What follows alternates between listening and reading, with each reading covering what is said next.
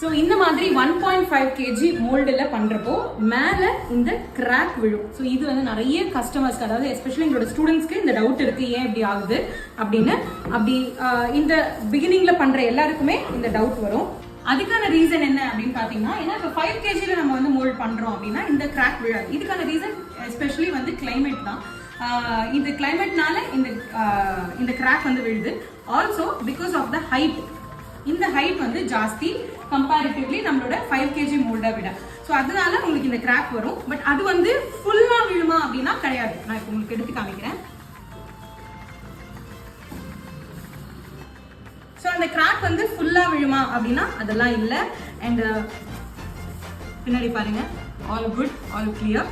So அதனால இது நீங்கள் வந்து கவலைப்படவே வேண்டாம். கிளைமேட்டிக் சேஞ்சஸ்னால இந்த கிராக் விழுந்தாலுமே அது நீங்கள் தனித்தனியாக ஒரு பீஸா கட் பண்ணுறப்போ அது பெருசாக தெரியாது.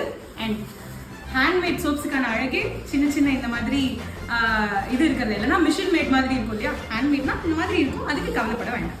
இப்போ நான் உங்களுக்காக அதை கட் பண்ணி காமிக்கிறேன். அந்த சென்டரில் கிராக் இருக்கிற இடம். பட் இங்கே வேறு எங்கேயுமே கிராக் விழலை.